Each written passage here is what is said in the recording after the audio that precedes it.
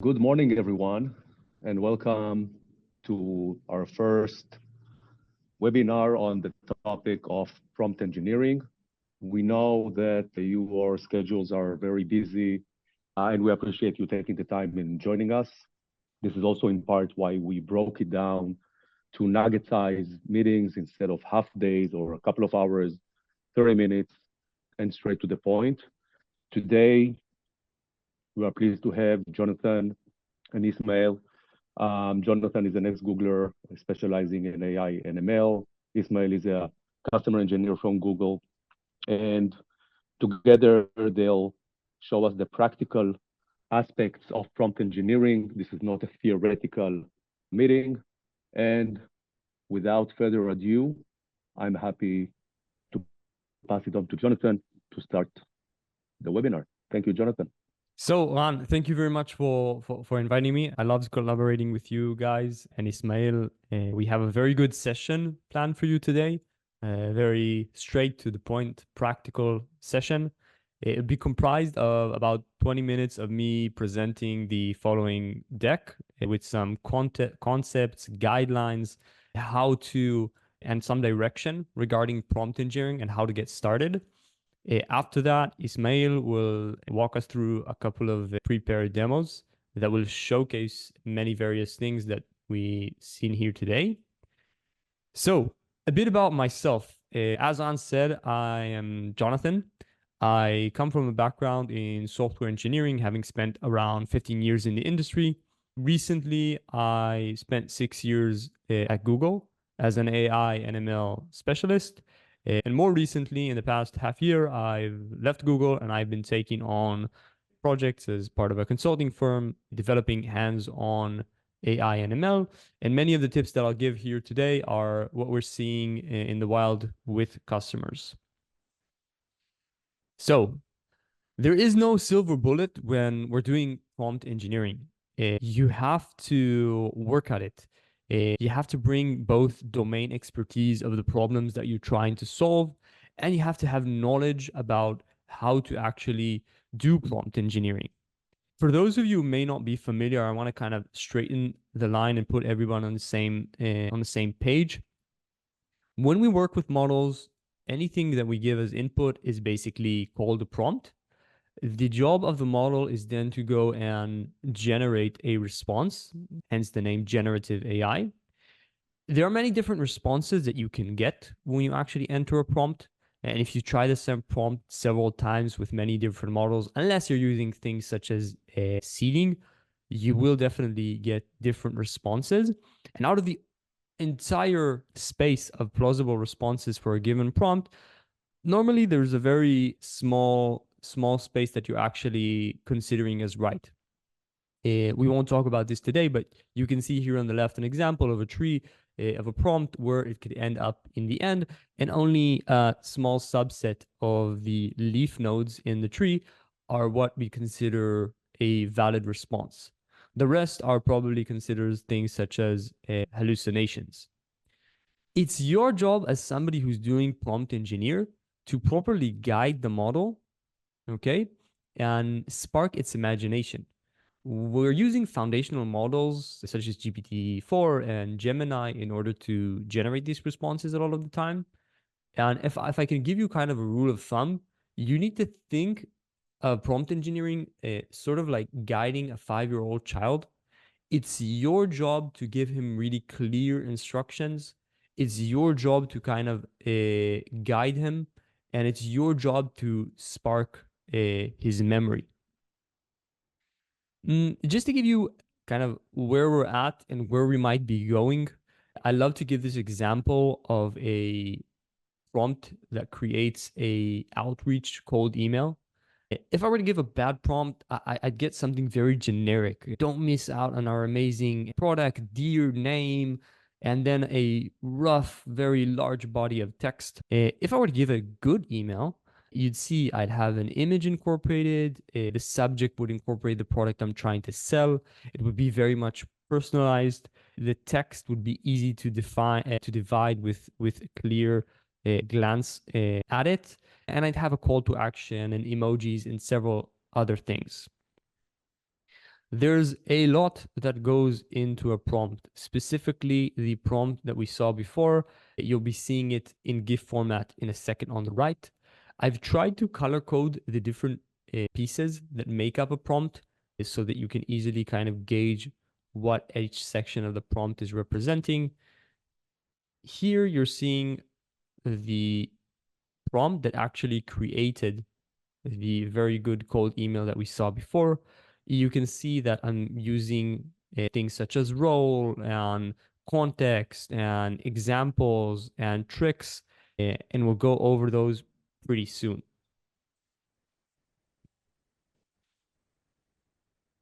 Basic. The structure of a prompt is comprised of the following. We have a task. We need to tell the model what we want it to do. The models are capable of doing a lot of things, from generating image to creating unique new recipes. It's our job to tell us what it should do. Context. As some of you might know, you can write just one word, press enter in ChatGPT, and will give an answer. The more information you give, which might somehow be related to the task you're trying to solve, the better it's going to be. And any additional information that you give together with the prompt is normally called context. To give you an example of that, if I'm asking it a question about World War II, the model might have already incoincidentally learned that information, because if you're using ChatGPT 4, it probably has all of Wikipedia already inserted into it, but it might not have, which in that case, it will probably be advisable to supply some additional context, such as actually the World War II Wikipedia article. Role is something very useful, which also has a very good cost value proposition. Normally, when you're working with models, it's a very good idea to tell the model what kind of role you want it to impersonate. And here you can just think of things from the real world, such as examples like, I want you to act as a concierge. I want you to act as a scholar historian. I want you to act as a mathematician. This will affect many things. First and foremost, it will affect the style of answer that you'll be getting from the models. Second of all, it will also kind of make it think in a different way. If you're trying to solve a very analytical problem, it's probably best to specify, hey, it's your job to think as a mathematician, in which case it will probably try to think step by step very meticulously. Format. This is well known. We can just tell the models how we want them to output. The format can be mostly anything you can think of. A very common intermediary format is telling the model to return a JSON. Some of the models, such as GPT, actually have a functionality built into them to give you back a JSON. Tone, basically self-explanatory. You can control the tone of writing to make it angry, to make it happy, to make it welcoming, so on and so forth. Examples are a specific way to buff up the context. If you're trying to get the model to solve a specific problem, let's say a math problem of trying to get to compute apples plus oranges, if you simply ask straight up, the model does not get it right. But if you supply examples of how one would actually solve such a problem, it really helps. Last but not least, constraints. This one is probably the one that's most forgotten. It's also the one that doesn't always work. It turns out that models are okay with being told what to do. They're not so good with being told what not to do.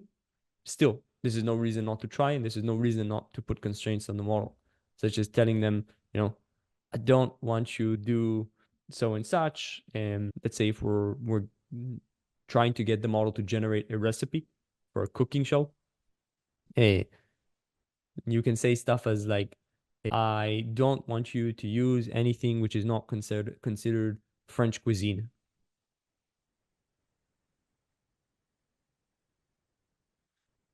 Next, there are a lot of advanced techniques. Once you get over the basic and you're able to structure a prompt, you're at a very good point. Going over all of the 8 points that I shared before is kind of mandatory. You have to know how to do them. Everything you see here is a list of curated methods, which are all based on papers from various research institutions, such as Google and Meta and Microsoft and OpenAI and several others. These are advanced technique. You might be looking at this and saying, oh, wait, I don't want to do this. I don't want to read papers and go and implement them and stuff like that. Not the case. Many of these techniques are relatively simple to leverage. I'll give just an example of a few of them. If you want to deep dive into it later, it will be sharing the resources on every deck here. You can see on the left, I've shared kind of the resources that I've used.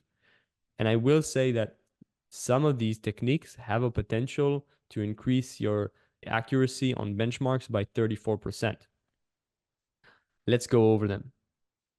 Chain of thought, probably one of the most famous papers in the last year, a paper by Google, which basically says the following. If you're doing a standard prompting and you're asking it to solve a problem of adding 5 tennis balls and 2 more cans of tennis balls, which each have 3 in them, flat out gets the answer wrong. However, if you actually explain the chain of logical thought that you took in order to solve that problem, as you can see in the right, it's capable. It does it. The same model, simply increasing the context with a chain of thought prompt, allows the model to, on the fly, realize how to solve the problem, and it's able to learn and emulate your process of thinking. Therefore, it's called chain of thought. Very powerful, very good technique. Next, there's step back prompting, also by Google. This technique is usually used when trying to solve harder level problems. It's very good when you're trying to, I'll just give an example, solve a physics problem of, let's say, of flow of liquids. If you simply ask it flat out, it will probably get it wrong. But if you use this step back prompting technique, which tells the model, step back, think about the concepts you would need to know in order to answer these questions, and then make use of these contexts when you're solving the problem, again, improves on chain of thought. And chain of thought improves a lot on basic prompting. It doesn't require a lot of effort. However, it's not a silver bullet. It's not like if you go over all these checklists that I'm giving here, this grocery list, and implement all of them, they'll work. It depends on the problem. Step back prompting doesn't apply to all kinds of problems. Sometimes you'll want to classify things, and there's no reason to do step back prompting. So it's not like you have to prepare this mega template and every new prompt goes into this mega template, which has step back prompting, chain of thought, and so on and so forth. Next example is emotional stimuli, a rather recent paper in relation to the previous two. And this one found out that if you treat the model as sort of like human and say at the end or somewhere in the prompt, like, my job really depends on it, or it's really important for me that you get this answer right. They list, I think, about 15 different emotional prompts, and the model just performs better. There are various assumptions to why this happens. They've also categorized the different like emotional stimuli prompts into 3 different categories and have different ones benchmarked within each category. Interesting paper. I think it kind of sparks the imagination of how this can work. And again, it's a very low cost value method. You basically can have a prompt, and I do this on most of my prompts, or at least I test it out, even if we don't leave it inside once we deliver to the customer, because maybe it doesn't add value. It's really easy. If you tell the model, you write 300 line prompt, and then at the end you say, okay, this is really important to me. My job depends on it. You get another 0.5% increase for less than what it took you to run the test. Amazing. Great. Some concepts. When you're writing prompts, there are a lot of things you need to take into account. I've tried to write a non-exhaustive list here below. I'll just briefly skim over a few of them. At the end, we will share the deck with you, so you'll have this list. First and foremost, you have to give clear instructions. The same way as talking to a 5-year-old would confuse him if you were all over the place, will happen with the models. You have to be specific, remove fluff. If you want somebody to be at 5 o'clock somewhere in Tel Aviv, Israel, don't explain to them, what the weather is and how the wave patterns on the beach behave. Next, think about things such as recency bias. We haven't discussed this, but when you're working in production, it's going to be very different. The prompts that I normally go over in demos and the ones that Ismael will be showing here are very short. They're very short because we want to kind of get the point across. But when you're working in production, you'll be using most of the times the entire context window, which can be very large. Just to give you reference, Claude can have up to 200,000 tokens, which I believe is around 500 pages, which just for context is like an entire Harry Potter book and one of the later ones. So we're at the point right now where you can give an entire book to a model, a single prompt, and ask it any question you'd like about the prompt. Let that sink in for a bit. We're just kind of a year into the revolution of ChatGPT. Yes, transformers have existed since 2017 and implementation in 2018, but we're just a year into the revolution in terms of, the hype, the resources, the targets that have been set, and we're already able to quiz on the fly a 500-page book. Crazy to imagine where we'll be in a couple of years. How to actually do prompt engineering in the wild. And I hope some of you following this talk will go test it out. My greatest hope is that you'll actually get to production with it. Prompt engineering is an iterative process. There's no 15 perfect prompts that you can go and read and now you're covered. There's no one mega template that you can download or create and now always fit it in. As I said initially in the lecture, you have to bring domain expertise and you have to do prompt development. Prompt development is an iterative process which looks something like this. You have to state your problem after you understood it. You have to examine relevant information. You as a human think what might aid the model in reaching the right answer here. You have to propose a solution, which is basically write a prompt, and then you have to go through the iterative process of actually adjusting the solution. You have to test it. You have to take into account the three things that we covered here, which is the basic, advanced, and concepts. You have to examine the output. This can be done either at low scale manually, or you can use things such as LLMs in order to benchmark and test the outputs at scale automatically. And then you have to research. And again, this can be done obviously with LLMs such as Perplexity and ChatGPT-4 and Gemini, or you can search the web, rinse and repeat. Rinse and repeat until you either think you have a good result or you think you've exhausted all of the different options that you have. Last but not least, I would recommend to test at scale. I'm a big believer in using LLMs in order to evaluate LLMs. I think it works very well. If anybody is thinking like, how can I use an LLM to evaluate LLM? I'm not going to go into this, but I hope this is somewhat convincing. We use human intelligence in order to evaluate human intelligence. We are it will work using LLMs to evaluate LLMs.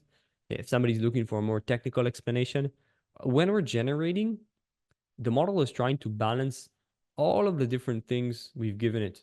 Okay, just think of the structure of a prompt. We've given it a task, we've given it examples, we've given it a format, we've given it a role, we've given it so on and so forth. Maybe 8, 10 different, 15 different things it's trying to balance when it's creating the answer around what you asked it. When we're evaluating, we're normally evaluating one metric. That is much, much simpler task. I'll give you an example. I've created a prompt, which is a summary of Wikipedia articles. And at the end of the day, I want to see if the model performs. One of the metrics that I'll be checking is whether it's actually a summary. And the definition of a summary is very easy to examine. I want to know if the text that's been output is actually shorter than the text that's been inputted. So that should it's a very, very blunt example of how generating can be hard and evaluating something such as summary is easy. At this point, I'm going to hand it over to Ismael, who will take us through several demos. Once he's done, we'll briefly, Ismael, the floor is yours. Thank you, Jonathan, for this introduction to prompt engineering. It has been very clear. And now we will go over some examples or practical examples on what Jonathan has been explaining us. But before that, I will really quickly show you how to create a project in Google Cloud to get started. It's very easy. You just need to get in your console and just here type create a project. First option, and you'll be able to create one. An alternative way is going to IAM, and then on the left pane, just going to, here on the left pane, going to manage resources, and here you can create a project. After you have a project, you can start deploying resources. And we will be using Vertex AI in order to test all of these features and the LLMs that Jonathan has been explaining us.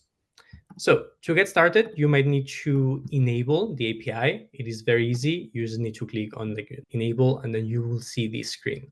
And at the start, it might be a bit complicated to start right away with the SDK and just to start with code. Overall, when you're not sure what models you want to use, when you're not sure on what features or what configurations you want these models to have.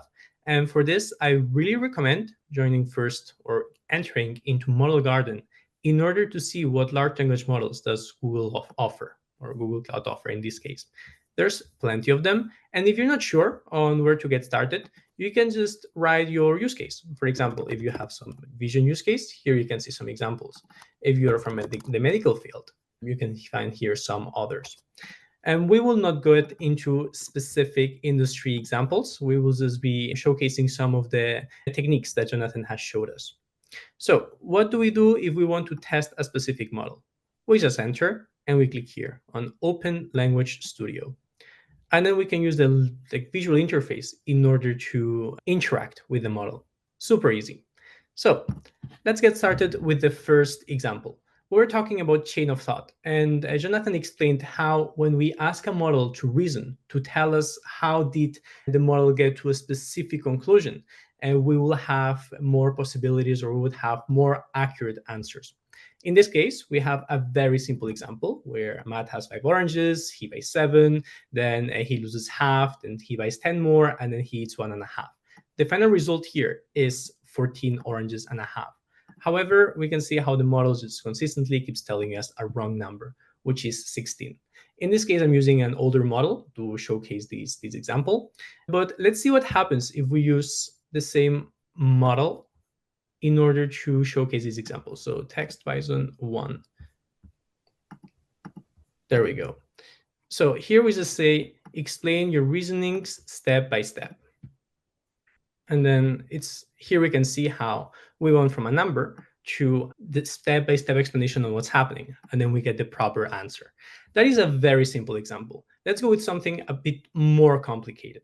Here I have written some example on a company. I have explained revenue, EBITDA, some debt, etc., right? And then I just asked the model, hey, just let me know step by step what is going on with this company. That's with the chain of thought. With no chain of thought, what we would do is the opposite. So let's analyze the company's financial state. Let's see what happens. So in this case, we just get some random numbers. We don't know how the model got in there, right? And then finally, we just get some examples on, okay, so it's important that we need to do more research, blah, blah, blah. However, what happens when we ask the model to explain us step by step, how did it reach these conclusions? Well, what happens in this case is that instead of just giving us the numbers, that's it, it will start showing us the calculations it has done. It will start showing us, let's lower the temperature. And here you can see how to modify some of the configurations of the model.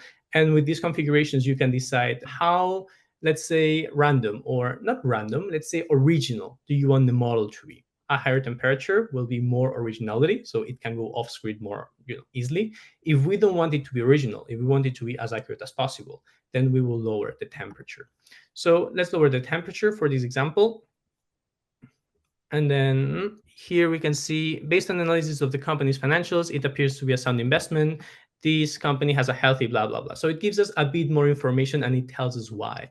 If we wanted to get the specific calculations, then we would need to further prompt engineer this example. So let's move away from chain of thought and let's start with let's continue with step back prompting.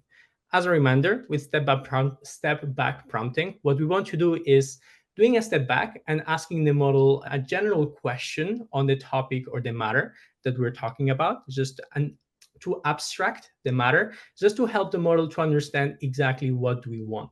And how does this help? This helps because at the end of the day, a large language model is a very fancy statistical model. This is like saying that a car is an engine on four wheels, but for this example, it makes sense. So in this case, we would be asking, what award did Denis Mukwege, who is a 2018 Nobel Prize winner, win on year 2008? It's a very specific question, right? And in this case, the model just tells us that it won the Right Livelihood Award, which is wrong. So how can we improve our possibilities of having a more accurate response? Well, we can do this by asking the model a contextual question or asking the model to let us know a bit more on the same person or the same matter in order to activate the parts of the model that are related to this, let's say, question. Why does this happen? Again, as Jonathan has explained, a model is like a 5-year-old that knows a lot. And then the more context we provide and the more specific we get, so it might seem a bit contradicting, but it's not, because you can get very specific with what you want.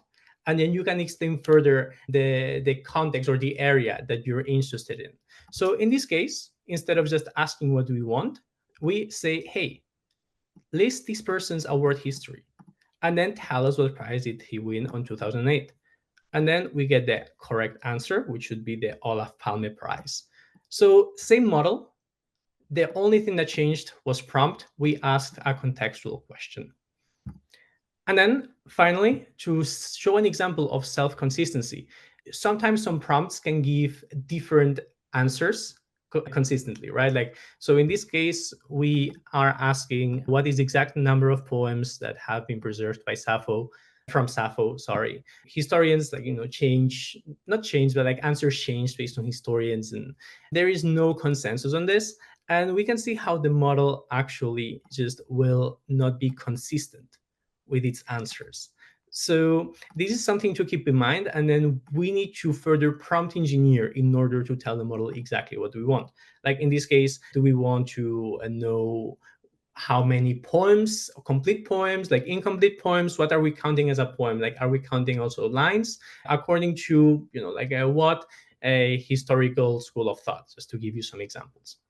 And some techniques with consistency also include asking the model the same question a few times and choosing the answer that has been answered more often. However, this would be part of a different topic, which would be the model performance evaluation, where we would see how accurate it is. This would give room to a new or another webinar, and I think we are running out of time. So these are some examples on how to use models, how to get started with the Google Cloud Console. And thank you very much for your attention. Back to you, Jonathan. Great, Ismael. Great demo. Just to sum things up, prompt engineering is becoming more and more useful over the last year. I assume most of the people here work with some kind of fundamental model during their day-to-day. And my personal assumption, based on what I'm seeing in papers, is that it's going to become more ubiquitously used. It's going to become much more formalized. There are already papers that you see here at the left, which are trying to kind of map different prompts into different types of algorithmic behaviors. And if we really try to kind of span it out, today it's still an iterative and manual process with a lot of like tips, tricks, basic concepts, and advanced, such as I've showcased here before. In the near future, I think there are going to be more and more algorithms discovered. And I think it's going to become a skill akin to writing an email properly. I remember myself when I just started 15 years ago in the industry, my emails were kind of all over the place. And slowly, as I progressed, I learned what information and how to structure it so that it get across to other colleagues. In the far, far out future, 10 years from now, my personal assumption is that we're going to be seeing less software development as we know it today. I think there are going to be a lot of like ready-made platforms to serve directly to product people, where they'll be able to say, oh, I want this and that functionality with this and that UI and interface and so on and so forth, whatever it looks like in 10 years from now. Probably be a lot more in the product domain than in the actual classical sense of writing code and developing. I'd like to thank you all. If anybody has any questions, feel free to ask them now in the Q&A, and we'll stay a while to address them. Thank you very much for joining. Have a great day. Thank you very much. Thank you, everyone. Have an amazing day.